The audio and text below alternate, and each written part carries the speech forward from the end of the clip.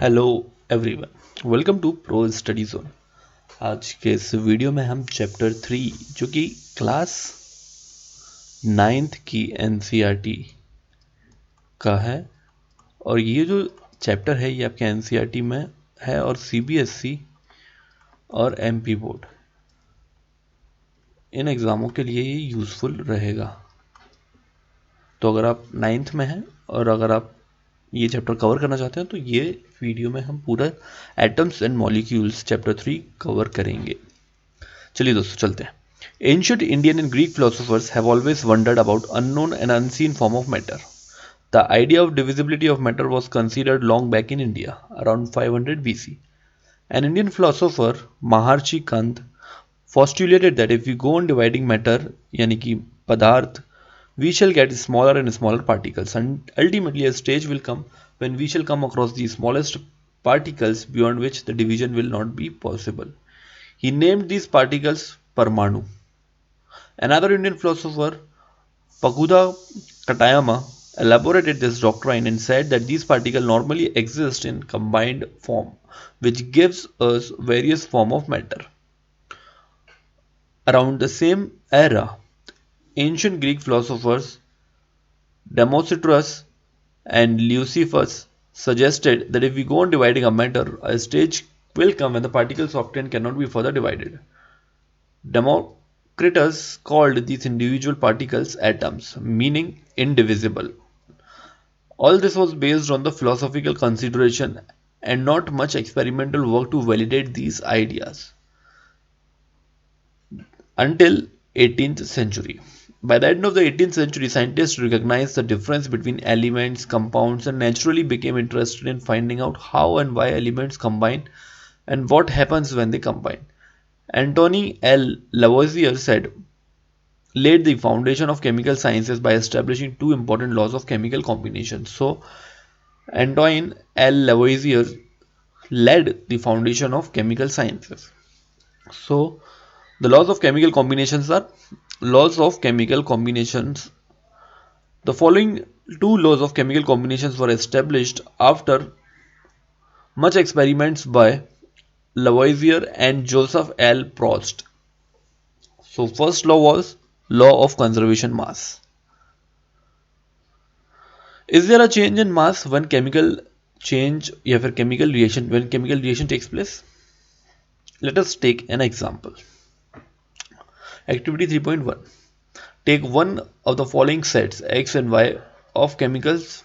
Chemical X is copper sulfate and जो Y है वो है सोडियम कार्बोनेट जिसका वेट है 1.43 ग्राम्स और कॉपर सल्फेट का 1.3 ग्राम्स। सेकेंड जो है उसमें है बेरियम क्लोराइड जिसका वेट है 1.22 ग्राम्स एंड सोडियम सल्फेट उसका वेट है 1.53 ग्राम्स। लीड नाइट्रेट जिसका वेट है 2.07 ग्राम है, सोडियम क्लोराइड जिसका वेट है 1.17। Prepare separately 5% solution of any one पे, किसी भी एक पेयर का 5% सॉल्यूशन प्रिपेयर करने के बाद इसको हमने एक्स और वाई में 10 ml के वाटर में प्रिपेयर करना है। Take little amount of solution of Y in a conical flask and some solution of X in ignition tube. Hang the ignition tube in the flask carefully and see the solutions do not get mixed. Put a cork in the flask. ठीक है, now cork flask में कर दी, ये thread है, ये conical flask है, इसमें solution Y है और इस ट्यूब में सॉल्यूशन एक्स है और weight of the weigh the flask with it content. तो अब इसका कंटेंट वे करेंगे। Now tilt and swirl the flask so that the solution X Y get mix. तो हमने इसको स्विल कर लिया तो मिक्स हो गए। अब हम क्या करेंगे, वे अगेन करेंगे। Then what happens in the reactions, do you take chemical reactions have taken place, why should we put a cork in the mouth, does this mass of the flask and its content change? So law of conservation mass states that the mass can neither be created nor be destroyed in a chemical reaction. मतलब मास की जो है वो chemical reaction में ना तो create कर सकते हैं ना ही उसको हम डिस्ट्रॉय कर सकते हैं। Law of constant proportions, this is the second law, law of constant proportions. Lavoisier along with other scientists noted that many compounds were composed of two or more elements and each compound had the same element in the same proportions irrespective of where the compound came from or who prepared it. In compounds such as water, the ratio of mass of hydrogen to the mass of oxygen is always 1:8. whatever the source of water. Thus, if 9 gram of water is decomposed, 1 gram of hydrogen and 8 gram of oxygen are always obtained. Similarly, in ammonia, nitrogen and hydrogen are always present in the ratio 14:3 by mass. Whatever the method or the source from which it is obtained, the ratio will remain 14:3. This led to the law of constant proportions, which is also known as law of definite proportion. This law is stated by Proust as in a chemical substance, the elements are always present in definite proportions by mass. So, in any chemical substance, the elements are always present in definite proportions. So, उनका जो proportion है वो एकदम same होगा.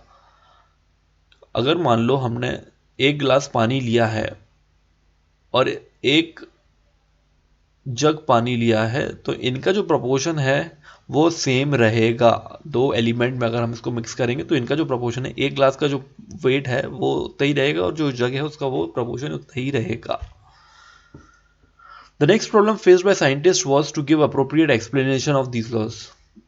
British chemist John Dalton proved the basic theory about nature of matter. Dalton picked up the idea of divisibility of matter, which was till then just a philosophy. तो Dalton जो थे, जो कि British chemist है, what he did was he picked up the idea of divisibility. तो जो divisibility का जो आइडिया था उन्होंने उसको पिक किया मैटर का, और उससे पहले तक तो जो डिविजिबिलिटी का जो आइडिया था वो सिर्फ एक फिलोसफी थी. He took the name atoms. तो जॉन डल्टन ने उनका नेम एटम्स लिया as given by the Greeks. तो ग्रीक्स ने एटम्स का नेम जो गिवन किया था तो उसने नेम्स एटम्स ही लिया and said that the smallest particle of matter are atoms. तो उसने बोला smallest particles are atoms. His theory was based on the laws of chemical combination. Dalton's atomic theory provided an explanation for the law of conservation of mass and law of definite proportion. अब John Dalton के बारे में देखते हैं. John Dalton was born in a poor weaver's family in 1766 in England. He began his career as a teacher at the age of 12. 7 years later, he became a school principal. In 1793, Dalton left for Manchester to teach mathematics, physics, and chemistry in a college. He spent most of his life there teaching and researching. In 1808, he presented his atomic theory, which was a turning point in the study of matter. John Dalton. According to Dalton's atomic theory, all matters, whether an element, compound, or a mixture, is composed of small particles called atoms. The postulates of the theory may be stated as follows. All matter is made up of very tiny particles called atoms, which participate in chemical reactions. Atoms are indivisible particles which cannot be created or destroyed in a chemical reactions. Atoms of a given element are identical in mass and chemical properties. Atoms of different elements have different masses and chemical properties. Atoms combine in the ratio of a small whole number to form compounds. The relative number and the kinds of atoms are constant in a given compound. Now we'll study in the next chapter that atoms are still made up of smaller particles, but in this chapter we will just look what atom is. तो अब atom क्या है? अभी तक तो John Dalton ने सिर्फ इस थ्योरी को प्रूव करने के लिए अपने एक्सप्लेनेशंस वगैरह दे दिए थे. अब हम क्या देखेंगे कि एटम क्या है. Have you ever observed a mason building a building these walls of a room and then collection of a room from a building? What is a building block or a huge building? So अब हम अगर देखें, एक building है जिसमें बहुत सारी ईंटें हैं, ठीक है. अब अगर हम बिल्डिंग को देखें एज अ होल तो ये एक मैटर है, बट अगर हम बिल्डिंग को थोड़ा गौर से देखें तो ये जो एक एक ब्रेक है उसकी, वो एक एक उसका एटम्स है. तो ये एक एक एटम्स है इस पूरे बिल्डिंग ब्लॉक को, पूरे मैटर को क्रिएट कर रहा है. अब हाउ आर एटम्स बिग?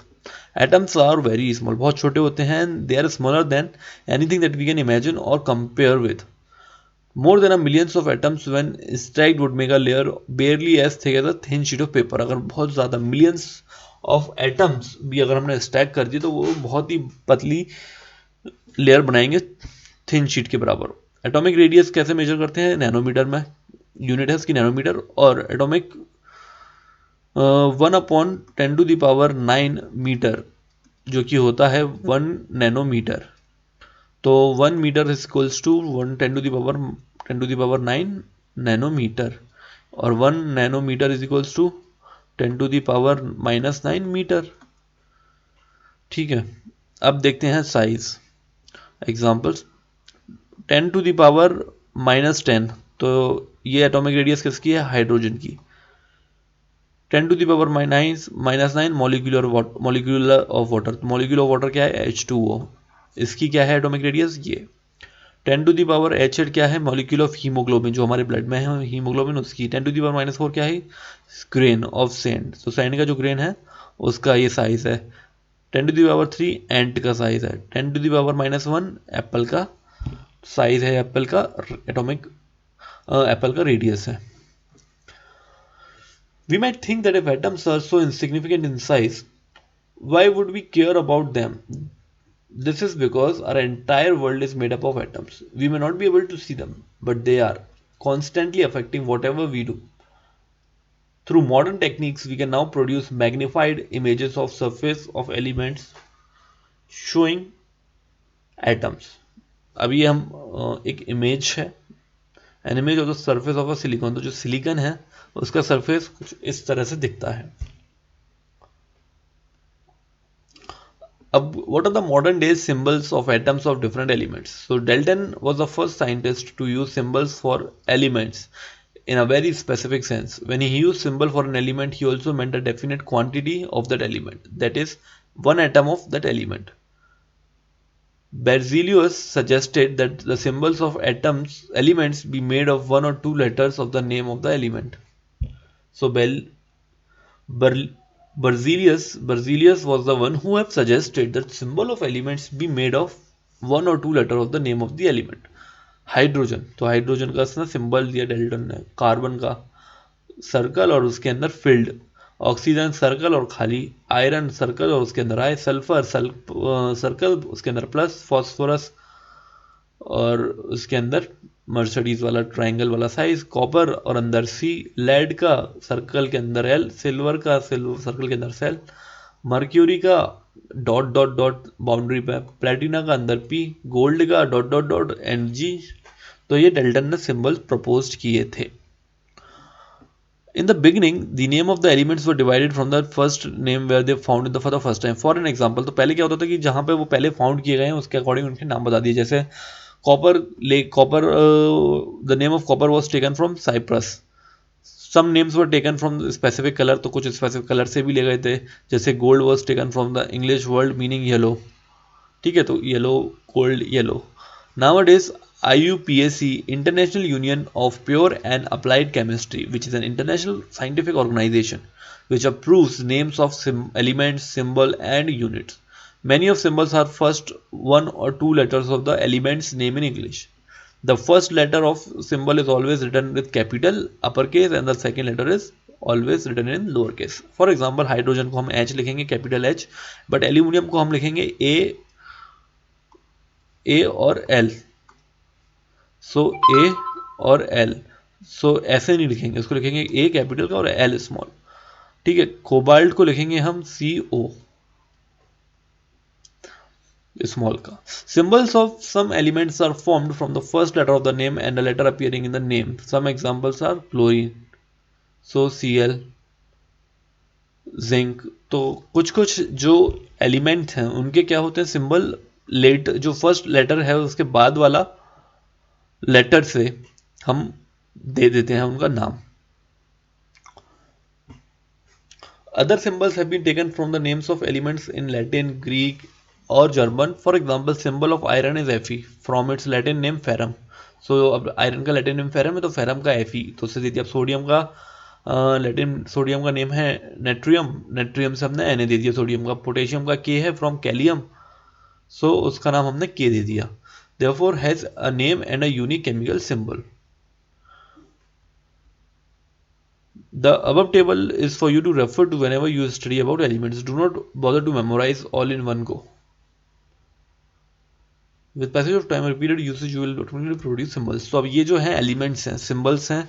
अब एल्यूमिनियम का Al हो गया, आर्गन का Ar हो गया, बैरियम का Ba, बोरोन का B, ब्रोमाइन का Br, कैल्शियम का Ca, कार्बन का C, क्लोरीन का Cl, कोबाल्ट का CO, कॉपर का Cu, फ्लोरीन का F, गोल्ड का Au, हाइड्रोजन का H, आयोडाइन का I, आयरन का Fe, लेड का Pb, मैग्नीशियम का Mg, नियोन का Ne, नाइट्रोजन का N, ऑक्सीजन का O, पोटेशियम का K, सिलिकॉन का Si, सिल्वर का Ag, सोडियम का Na, सल्फर का S, यूरेनियम का U, जिंक का Zn. Atomic mass. So the most remarkable concept that Dalton's atomic theory proposed was that of atomic mass. According to him, each element has a characteristic atomic mass. So what Dalton thought or what Dalton proposed was कि हर जो एक atom है उसका एक particular atomic mass है, and the theory could explain the law of constant proportion. Therefore, his theory could propose the law of constant proportions so well that the scientists were prompted to measure the atomic mass of an atom. Since determining the mass of an individual atom was a relatively difficult task, relative atomic masses were determined using the law of chemical combinations and compound formed. Let us, for example, understand a compound carbon monoxide formed by carbon and oxygen. It was observed experimentally that 3 grams of carbon combines with 4 grams of oxygen to form carbon monoxide. In other words, carbon combines with 4/3 times mass of oxygen. Suppose we define the atomic mass, earlier abbreviated as AMU, but according to the latest IUPAC recommendation, it is now written as U. U is unified mass. Atomic mass is now written as unified mass as equal to the mass of one carbon atom. So atomic mass is measured as equal to atomic mass of one carbon atom. Then we would assign the atomic mass carbon S 1, तो carbon का जो atomic mass होगा वो होगा 1 U. However, the mass of an atomic mass of oxygen is 1.3 UU. However, it is more convenient to have this number as whole number as near to whole number as possible while searching for various atomic mass.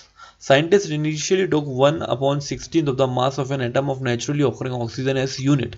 This was considered relevant due to 2 reasons. Oxygen reacted with large number of elements, ठीक है, and form compounds. The atomic mass unit gave masses of most of the elements as whole number.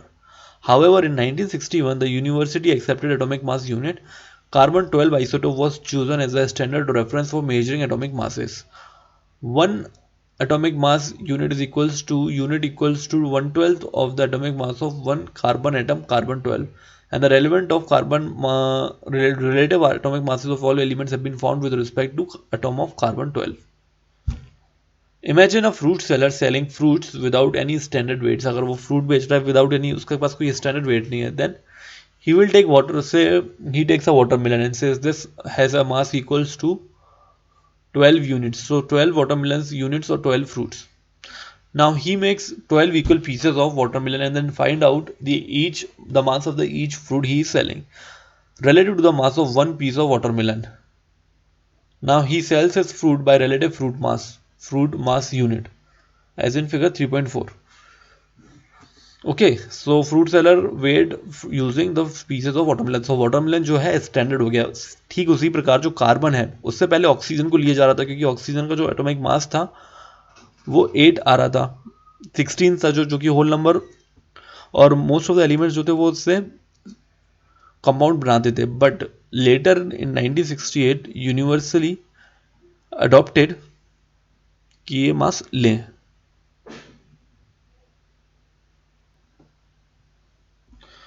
So as an standard unit we have taken this ताकि easily हम किसी भी atom का weight measure कर सकें. सो हमने कार्बन का ले लिया. अब atomic masses of few elements देख सकते हैं हम. कार्बन का जो एटॉमिक मास है वो है 12, तो उसके रिस्पेक्ट में कार्बन का 12 है, हाइड्रोजन का 1 है, नाइट्रोजन का 14 है, ऑक्सीजन का 16, सोडियम का 23 है, मैग्नीशियम का 24 है, सल्फर का 32, क्लोरीन का 35 एंड कैल्शियम का 40. How does atom exist? अब एटम कैसे एग्जिस्ट होते हैं? तो atom does not exist independently. Atoms form molecules and ions.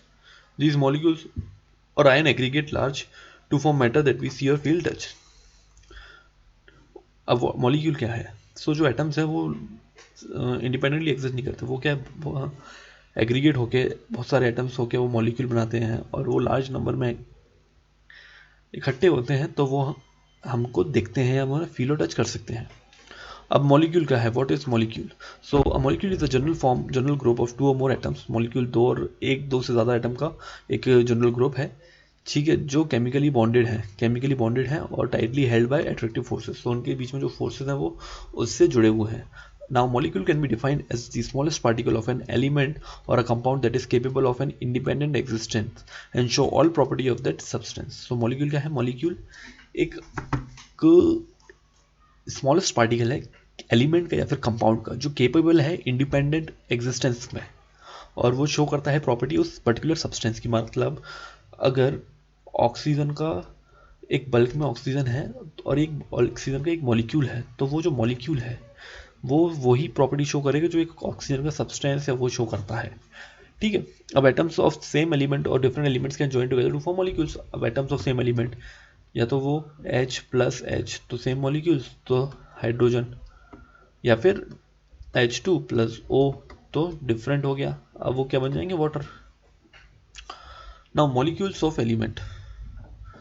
The molecules of an element are constituted by same type of atoms. Molecules of many elements such as argon, helium, etc. are made up of only one atom of that element. तो कुछ molecules होते हैं जो same type के atom से बनते हैं, और कुछ molecules जैसे कि कुछ molecules हो गए argon के, helium के, तो वो खुद के atom के बनते हैं। This is not the case with most of the non-metals.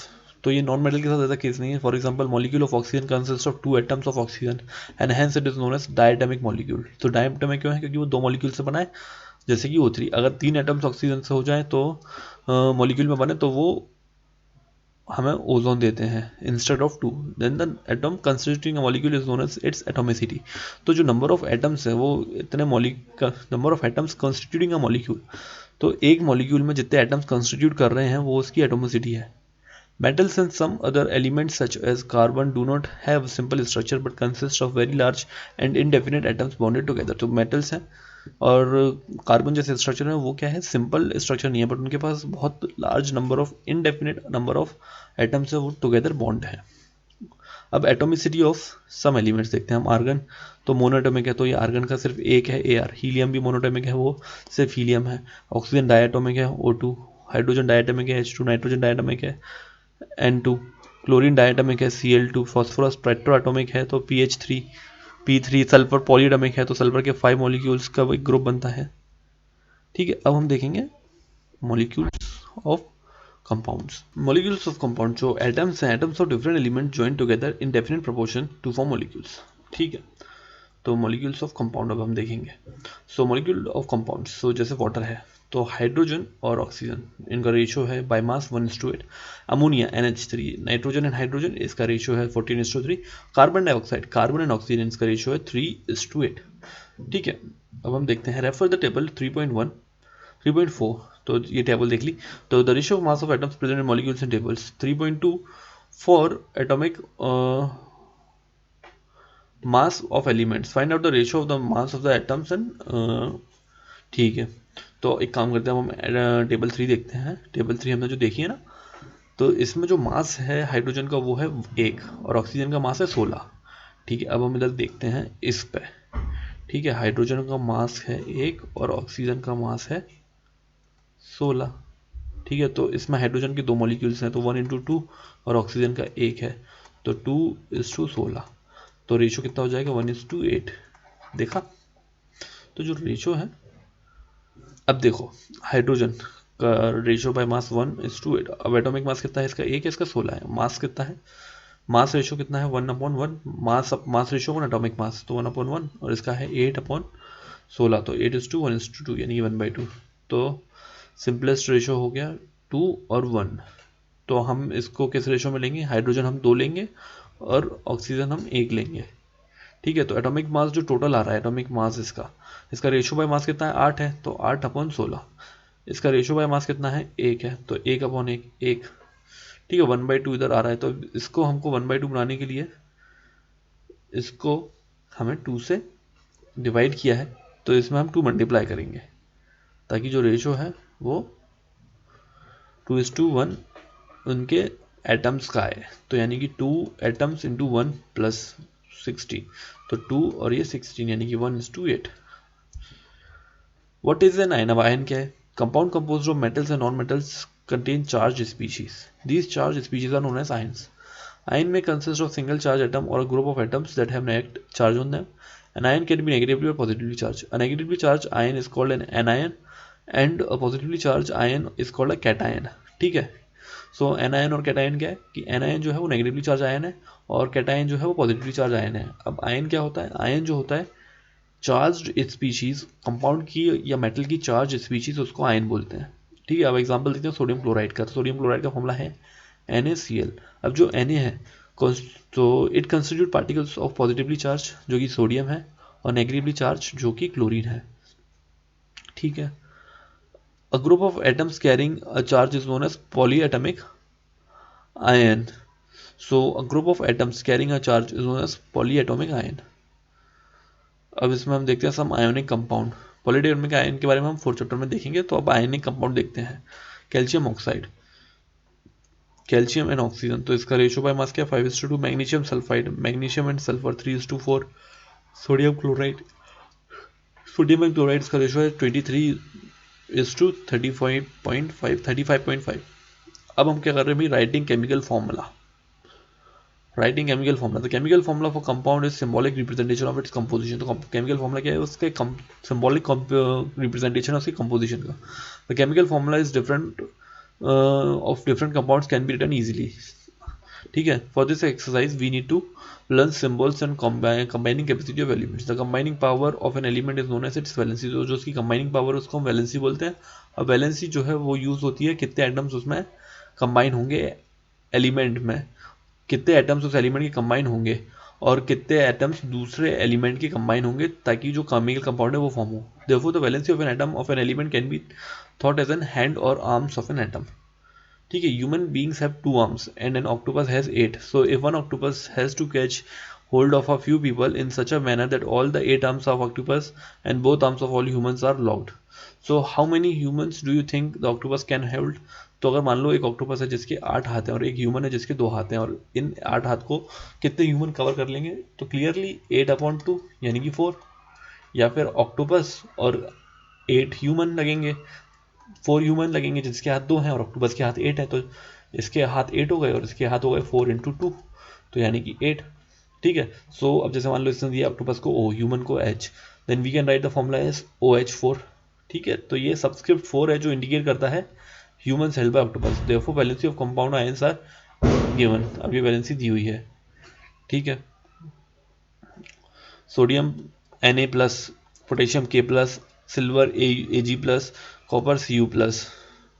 ठीक है, magnesium Mg2+, calcium 2+, zinc 2+, ferrous या फिर आयरन 2+, कॉपर 2+. ठीक है, ये कॉपर का एक आइटम था, ये कॉपर का 2 वाला था. अब एल्यूमिनियम है Al3+, फिर एक आयरन आ गया 3, आयरन 3, फेरस 3+, फिर hydrogen H+, hydride H-, chloride Cl-, bromine, bromide Br-, iodine, iodide I-, फिर ऑक्साइड O2-, सल्फाइड O2-. ठीक है, ये नॉन मेटेलिक है. Nitride N3-. फिर पॉलीएटॉमिक आयंस. तो पॉलीएटॉमिक आयंस क्या है कि 2 से अधिक कंपाउंड के जो एक एटम्स हैं, जो एटम्स हैं जिनका नेट चार्ज है वो, जैसे NH4 है इसका पॉजिटिव चार्ज है, OH है हाइड्रोक्साइड इसका नेगेटिव चार्ज है, नाइट्राइड है इसका नेगेटिव चार्ज है NO3.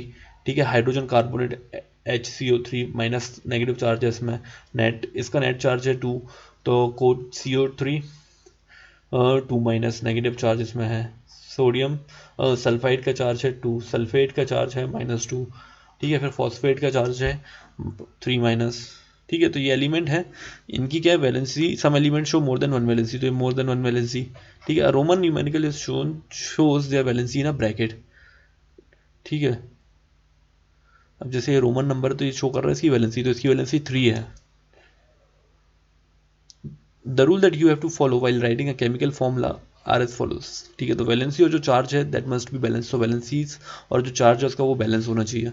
When a compound consists of a metal and a non-metal, the name of the symbol of metal is written first. तो अगर एक कंपाउंड है जो मेटल और नॉन मेटल का है तो जो नॉन मेटल है वो बाद में लिखेगा और जो मेटल है, मेटल का जो कंपाउंड है मेटल का जो है वो पहले लिखेगा. For an example calcium oxide है तो कैल्शियम मिनरल है और मेटल है और वो नॉन मेटल है तो कैल्शियम पहले लिखेगा। अब सोडियम क्लोराइड है, सोडियम मेटल है तो NaCl, iron sulphide FeS, copper sulphide, copper oxide CuS। तो oxygen, chlorine, sulphur are non metals and written on the right.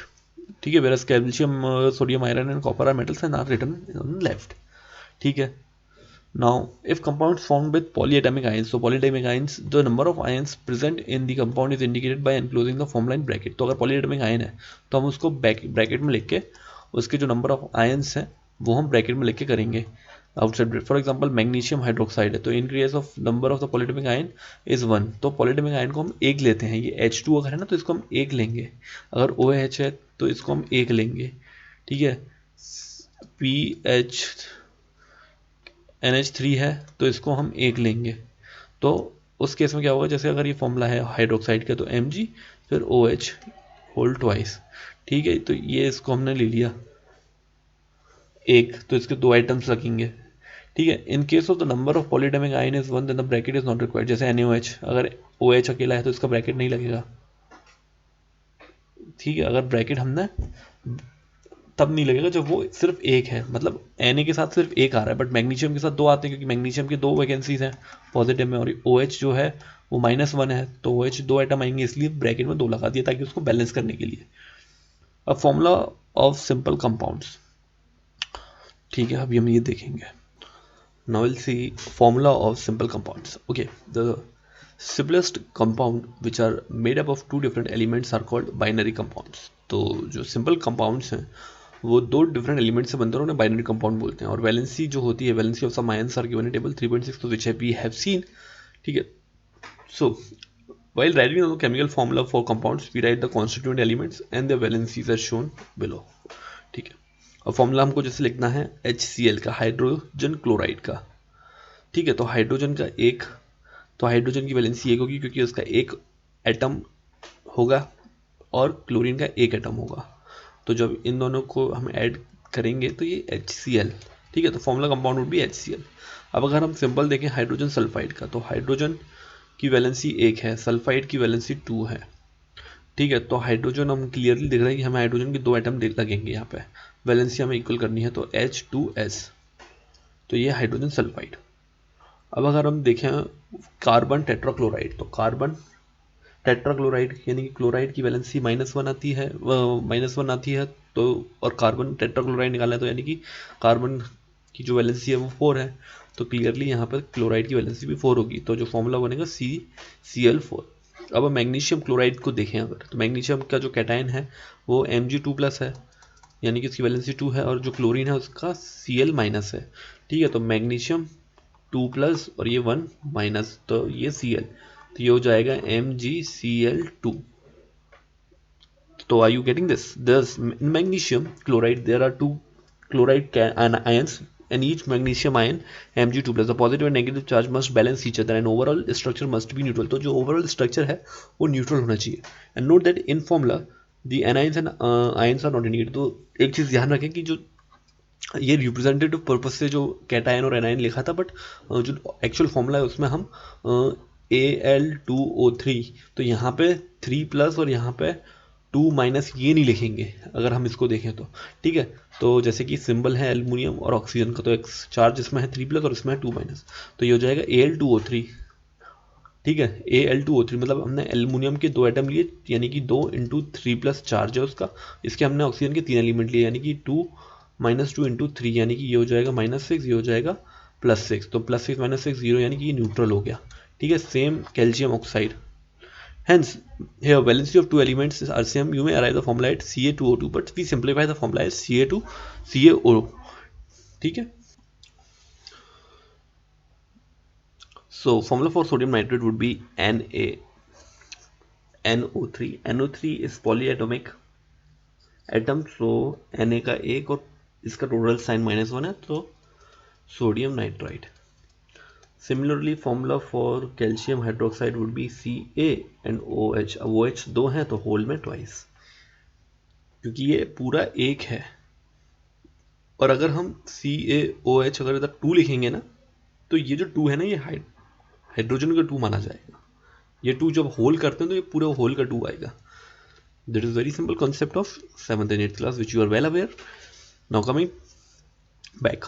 Note that the formula of calcium hydroxide is CaOH and not CaO2 OH2. ठीक है, we use bracket when we have two or more the same ions, and hence the bracket of OH would subscript 2 that indicates hydroxyl atom. Two hydroxyl group have joined to form with one calcium atom. Sodium carbonate. तो sodium carbonate, sodium -1, then sodium के दो आएंगे Na2CO3, sodium carbonate. Bracket is not needed क्योंकि यहाँ पे इसकी total दो है valencies. Formula for ammonium sulphate. Ammonium sulphate, अब ये 2 है तो यहाँ पे NH, ये -2 है तो ये +2 है, तो यहाँ पे 2 मल्टीप्लाई करेंगे तो होल में 2 मल्टीप्लाई होगा क्योंकि इस होल की पावर +1 है और इस होल की पावर 2 माइनस है, तो यहाँ पे NH4 whole 2 SO4 ammonium sulphate. Now molecular mass and mole concept.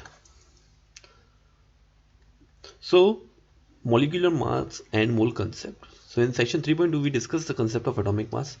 Now this concept can be extended to calculate molecular mass. अभी concept molecular mass को calculate करने के लिए use हो जाएगा. molecular mass क्या है? The molecular mass of substance is the sum of atomic mass of all the atoms in a molecule of that substance. मतलब कि जो molecular mass है substance का, यानी अगर ये particular एक substance है तो इसका जो mass है, जो इसका मोलिकुलर मास है, वो क्या हो जाएगा? वो हो जाएगा the sum of atomic mass of all atoms. तो atomic mass of Na twice Na, carbon and O3, तो इन सब का एटॉमिक मास हो जाएगा. It is therefore the relative mass of molecule expressed in atomic mass unit. Now calculate the molecular mass of water. Calculate the molecular mass of HNO3. अब हमें पता है हाइड्रोजन का मॉलिक्यूलर मास क्या है, 1U, oxygen का 12U है. ठीक है, अब H2O को निकालना है तो ये हो जाएगा 1 + 1 × 2 हाइड्रोजन का प्लस ऑक्सीजन का 16 है, 16 × 1 यानी कि हो जाएगा 18. तो 18U जो हो जाएगा मास. ठीक है, so the molecular mass of water which contains 2 atom of hydrogen and 1 atom of oxygen is 2 × 1 + 1 × 16 = 11. Molecular mass of HNO3.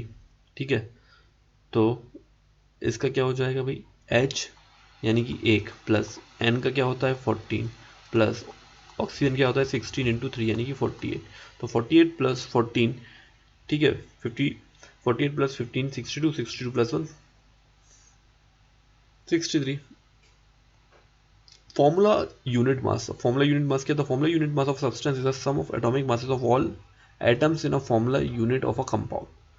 ठीक है, अब फॉर्मूला यूनिट में क्या है कि जो सम है एटॉमिक मास का, वो सारे एटम्स का जो एक फॉर्मूला में है उस पर्टिकुलर यूनिट कंपाउंड में. तो formula unit mass is calculated in the same way as we calculate the molecular mass. तो फॉर्मूला ऐसे ही कैलकुलेट होगा जैसे हमने मॉलिक्यूलर मास कैलकुलेट किया था, बट उसमें क्या है, डिफरेंस क्या है? The only difference is that we use the word formula unit for those substance which constituent particles are ions. ठीक है, तो आयंस के लिए हम यूज करते हैं formula unit. For example, sodium chloride is discussed has a formula of NaCl. Its formula unit mass can be calculated as 1 × 2 + 1 × 35.5 यानी कि 58. तो NaCl एक पर्टिकुलर सब्सटेंस है जिसका हम मास निकालेंगे. तो formula unit mass of calcium chloride कितना होगा? तो कैल्शियम क्लोराइड में एटॉमिक मास क्या है कैल्शियम का? 40 + 2 × 35.5 जो कि क्लोरीन का है एटॉमिक मास वो. तो ये आ जाएगा 111 एटॉमिक मास यूनिट. मोल कंसेप्ट. अब आते हैं हम मोल कंसेप्ट पे. ठीक है, मोल कंसेप्ट.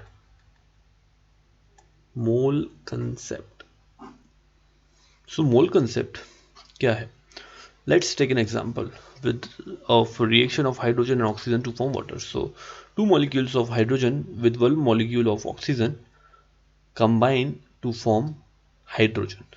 ठीक है, अब above reaction indicates that two molecule of hydrogen combine with one molecule of oxygen to form two molecule of water, और 2 into 1 यानी कि 2 तो ये हाइड्रोजन है प्लस 2 into 2. ठीक है, तो 2 हाइड्रोजन into 2 यानी कि 4 एटॉमिक मास हो गया हाइड्रोजन का, और ऑक्सीजन का कितना हो गया O2. तो ऑक्सीजन का 16 है. ठीक है, 16 × 2 32. ठीक है, तो 32 unit of mass molecules to form 36 unit of water molecule. Now we can infer from the above equation that the quantity of a substance can be characterized by its mass or the number of molecules. But a chemical reaction equation indicates directly the number of atoms or molecules taking part in the reaction. Therefore, it is more convenient to refer to quantity in a quantity of a substance in terms of its molecule or atoms rather than their masses. तो ठीक है. So a new unit mole was introduced. Mole was introduced why? Because it was more convenient to refer the quantity of a substance in terms of number of its molecule or atom than of its masses. The mole is symbol is MOL and the SI unit of amount of substance. 1 mole contains exactly 6.022140076 into 10 to the power 27 elementary entities. This number is fixed by numerical values of Avogadro number, Avogadro constant. Avogadro number is denoted by Na, whereas Avogadro is Avogadro when expressed in unit per mole, and it is called Avogadro number. Unit per mole, Avogadro number. Now the amount of a substance of symbol N of a system is measure of the number of specified elementary entities. An elementary entity may be an atom, a molecule, an ion or electron. Any other particle or specified group of particles. The mole is the amount of substance or a system that contains 6.022140076 into 10 to the power 23 specified elementary entities. Now 1 mole of anything, any 1 mole of anything is equals to this number. Similarly, if we say 1 dozen is equals to 12 numbers, 1 gross is equals to 144 numbers, therefore 1 mole of anything is equals to 6.022 into 10 to the power 23 in number. Just to take, we have taken it in cut short so that we don't have to go this long. Now, beside the related to a number, a mole has one more advantage over a dozen or a gross. The advantage is that mass of 1 mole of a particular substance is always fixed. So the mass of 1 mole is also fixed. The mass of 1 mole of substance is equals to its relative atomic number or molecular mass in grams. The atomic mass of an element gives us the mass of one atom of that element. The mass of 1 mole of atom of that element, that is its molar mass. We have to take same numerical value but change from unit from U to G. Molar mass is also known as gram atomic mass and denoted by G, gram atomic mass. So for example, atomic mass of hydrogen is 1 U. So gram atomic mass of hydrogen would be 1 gram. Now one atomic hydrogen has only 1 atom of hydrogen, then 1 gram of hydrogen has 1 mole of atom, then 1 G of hydrogen has 1 mole of atom, that is 6.022 into 10 to the power 23 hydrogen atoms. Therefore, similarly 16U has only 1 atom of oxygen, 16U has only 1 atom of oxygen, then 16 gram has 1 mole of oxygen, that is 6.033 into 10 to the power 23 atoms.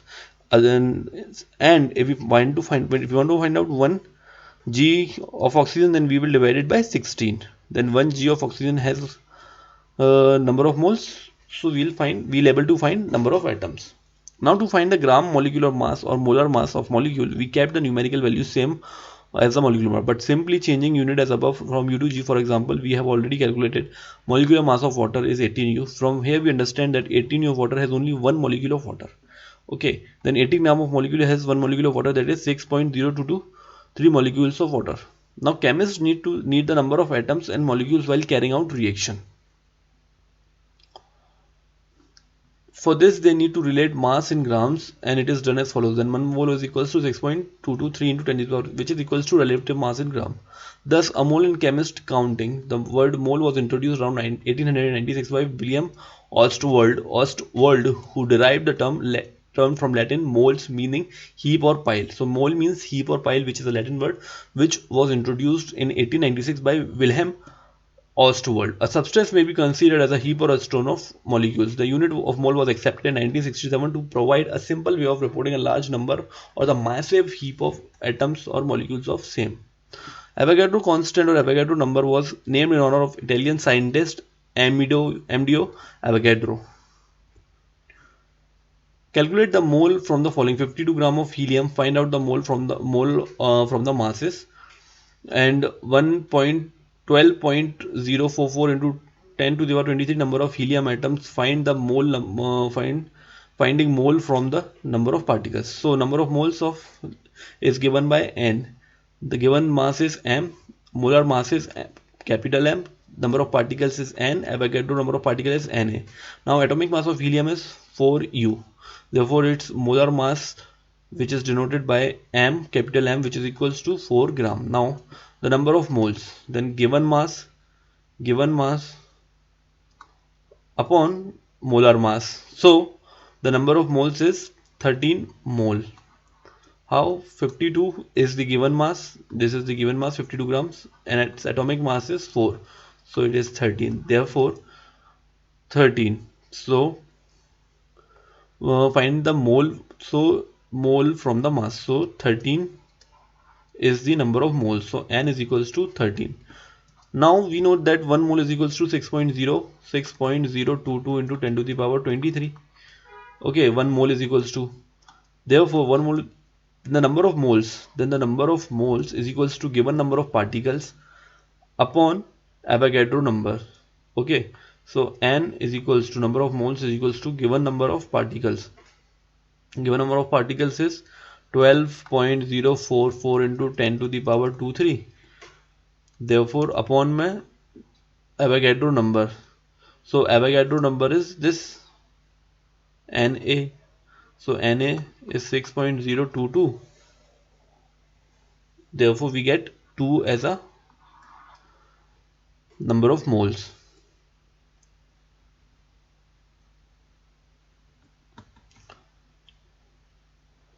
Now calculate the mass of following: 0.5 mole of nitrogen gas mass from mole molecule, 0.5 of nitrogen atoms mass from mole of atom, 3.011 into 10 to the power 23 number of atoms from numbers, 0.22 into 10 of nitrogen molecule from mass number. So first, mass is equals to molar mass into number of moles. So there's a formula: mass is equals to molar mass. So mass is denoted by m, molar mass is denoted by m, and number of moles is denoted by n. So 0.5 mole, so n is 0.5 into, now mass is, so nitrogen gas, it is nitrogen gas, and we know that nitrogen gas is 14 into 2 items of nitrogen, so it is 28. So 28 u, which is equals to 28 g. So 0.5 into 28, so it gives 14 gram. So mass is 14 gram.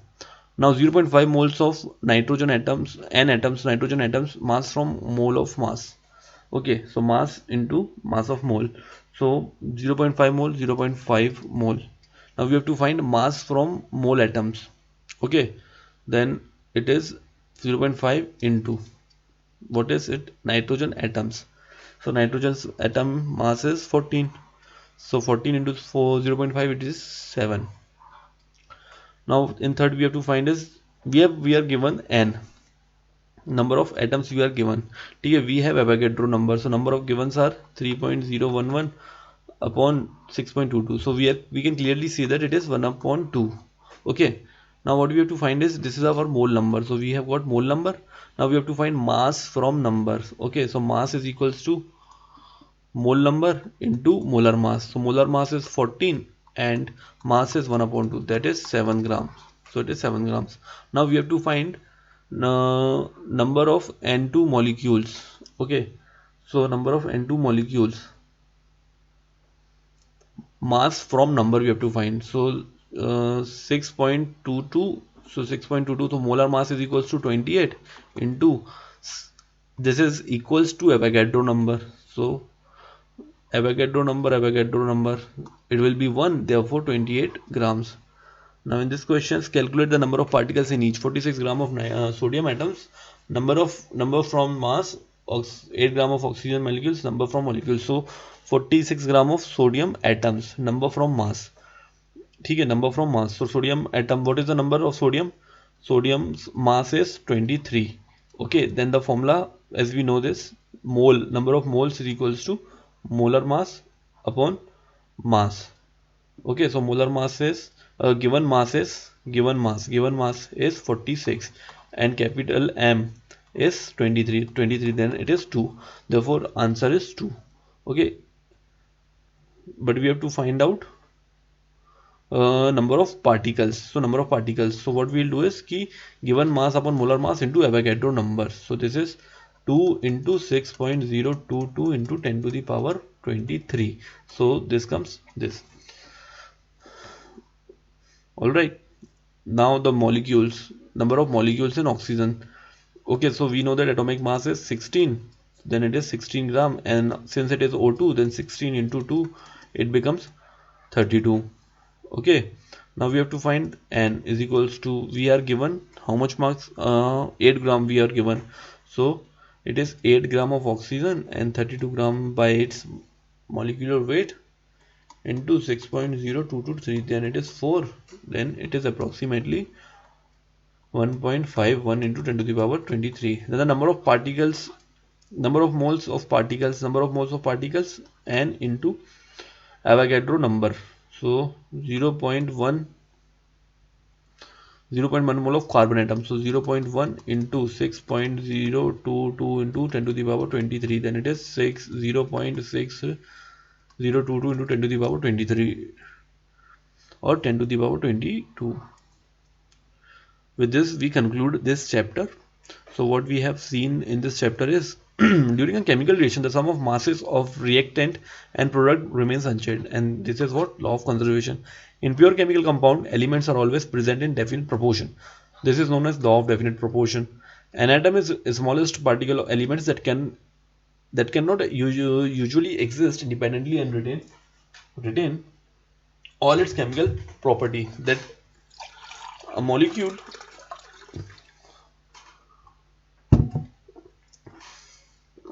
A molecule is the smallest particle of an element or compound capable of independent existence and under ordinary conditions. It shows all the properties of substance. A chemical formula of a compound shows its constituent elements and the number of atoms each combining element. Cluster of atoms that act as an ion are called polyatomic ions.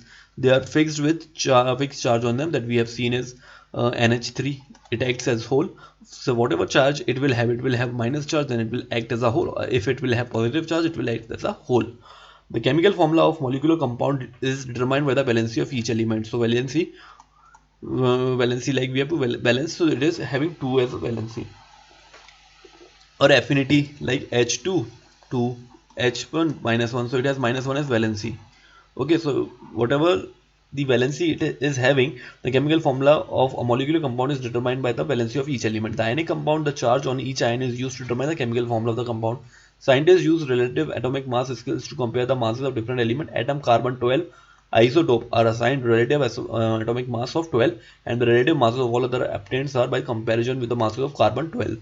So carbon-12 is taken as a standard so as to measure the mass of all other elements. Avogadro constant is 6.022 into 10 to the power 3 is defined as the number of atom in exactly 12 gram of. So what this means is 12 gram of carbon 12 will contain 6.022 into 10 to the power 23 atoms, and accordingly, as we have made our weights, as we have determined the weights of all the elements as per carbon 12 atom, so the number of molecules, the number of atoms or the number of moles will be defined or derived according to this number in 1 gram of any atom. The mole amount of substance of a system that maintains 6.0 into 10 to the 23 is elementary entity, specified elementary entity. Mass of 1 mole of substance is called molar mass. So mass of 1 mole of substance, 1 mole of hydrogen is 1 into 2 u gram. So 1 mole of hydrogen 2 is 1 into 2. Since 2 atoms it is having in 1 gram. So mass of 1 mole, and 1 mole have equals to how many? 6 into 2 to the power 23. With this we conclude this our chapter. If you have any doubt, anything you want, please do comment. We'll be moving to the next chapter, and with that we'll conclude our chemistry portion of class 9th. I hope you enjoyed this video, and if you have anything to say in mind, please don't hesitate, comment. Thank you for watching. Please do like, share, subscribe. Pro Study Zone, a free initiative. Jai Hind.